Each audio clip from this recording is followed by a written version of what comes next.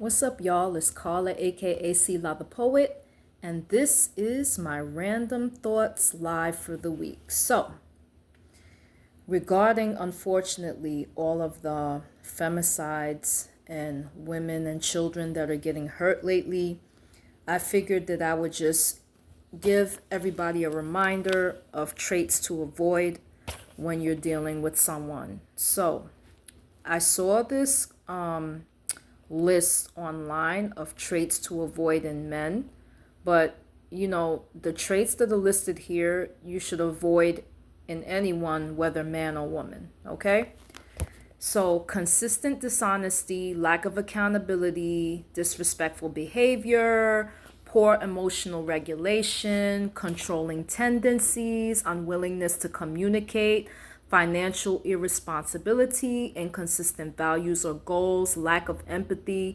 resistance to growth. Also, being a control freak, being a chronic liar, being a mama's boy, mama's girl. Well, not a mama's girl, but mama's boy. Commitment phobe, narcissist, serial cheater, a freeloader, or someone with extreme anger issues. Okay? Now, for some traits to look for in a partner, or like goals that you should work towards in a healthy partnership, it would look like mutual effort, mutual respect, shared dreams, a genuine connection, mutual growth, balance, independence, or traditional values, emotional intelligence, and authenticity. So those are some things that you should look for in a partner and avoid the other traits that you shouldn't look for in a partner. So I did some research on the next subject, which would be types of love. And a lot of people say I love you and they don't even know what it means. So I looked up love, and there's actually different types of love. The first one is eros, which is romantic and passionate love. Physical, intense, passionate love involves sexual desire and infatuation. Philia, which is affectionate, friendly love, friendship based love that is built on trust, camaraderie, and a mutual respect between equals. Storge, which is familial love, the natural instinctual bond between parents and children or among family members. Ludus, which is a playful love. Flirtatious, uncommitted, and casual love focused on fun and the butterflies stage of romance. Pragma, which is my favorite type of love. Enduring, practical love, a mature, realistic love based on commitment, duty, and long-term partnership rather than just passion. Philotia, which is self-love, self-compassion, and self-regard that is necessary for healthy mental well-being. Mania, which is obsessive love, a sometimes unhealthy form of love characterized by intense jealousy, possessiveness, and insecurity. And lastly, agape love, which is selfless, universal love, unconditional, altruistic love for all people, humanity, and nature, often described as spiritual or compassionate. And that is the type of love if that comes from God and from the Creator. So these are the different types of love that is out there. People should be more aware of the different types of love that exist in the world, so that you can have a better understanding of what love is. Okay? The next subject I'm going to discuss is the subject of, hold on 1 minute, I'm going to get the information here. So, the next subject is hidden or undercover racism. Okay? So this is a type of racism that is disguised, subtle, and an unconscious form of racism.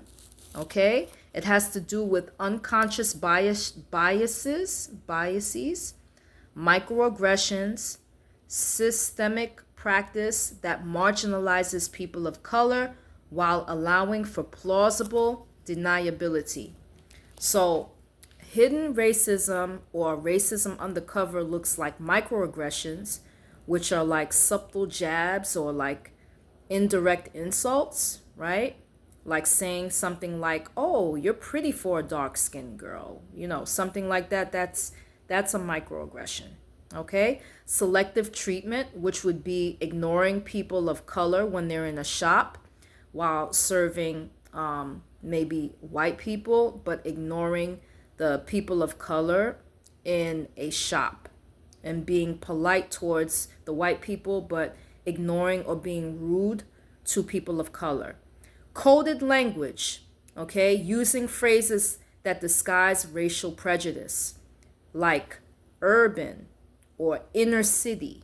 When people refer to those type of things, it's like them masking, you know, a stereotype against a certain race or etc., etc.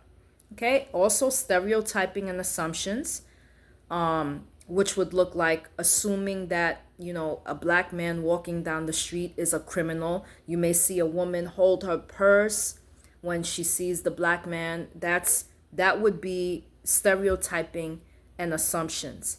Tone policing, which is telling marginalized or people of color that they are overreacting to racism to discredit their experiences. Okay? So this is any person who is white trying to explain away or minimize, okay, another person's experience of racism or prejudice or discrimination. Systemic institutional systemic institutional bias, which is either the white savior complex, hiring disparities, or biased mortgage lending. Those are examples of it. Okay? Another example would be like back in the day, they had something called the brown paper bag test, which means that they would hold a brown paper bag up to your skin. And if you were darker than the brown paper bag, you wouldn't be allowed in a certain venue or a certain establishment. And, this type of, even though they don't really do that anymore, in certain places and certain clubs in Miami, they do not allow dark-skinned women or women of color inside certain clubs. Some clubs only allow white women or Latina women or people that are racially ambiguous into certain clubs. So these are just some examples of undercover or subtle forms of racism. Okay? Let's see. So another thing that I wanted to discuss was raves. I don't know if anybody knows what a rave is. So a rave is like a high intensity, high energy dance party, right? With they usually play like electronic music, trance. And at these parties, they usually have like laser programs, choreographic lasers, neon lights, neon bracelets, and stuff like that. Okay? So raves it started in the UK, in Europe, as an underground movement, and then it ended up traveling here to the United States, right? And it became a part of the party culture here. And it was in the 1980s, okay? It evolved into these dance parties. And it can be anywhere from 30 people to thousands of people, okay? These raves are usually in either dance clubs, abandoned warehouses, open fields, or empty buildings, right? And at these parties, at these raves, people usually, take drugs, okay? Some of the drugs that people take at these raves are LSD, GHB, propofol, ketamine, MDMA, and ecstasy, right? Now, not everybody who raves takes drugs, but there are some people where doing drugs is a part of the culture of the raving. But that's not for every person that attends a rave.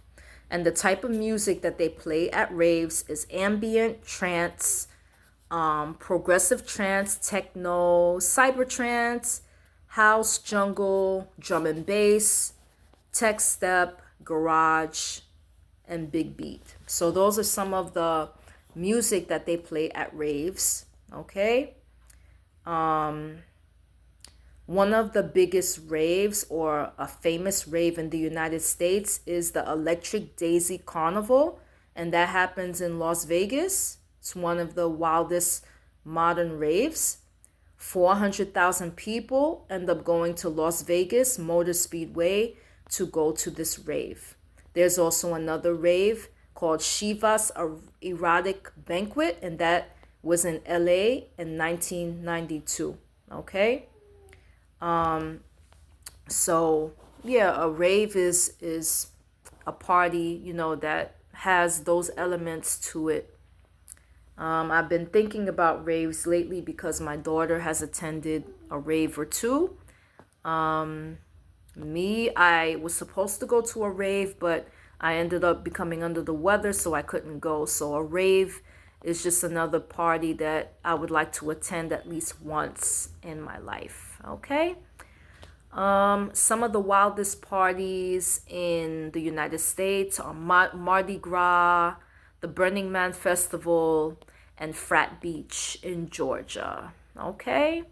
And that's all I'm going to talk about for now. I just wanted to talk about some random things that were on my mind, and there will be more content later. Peace.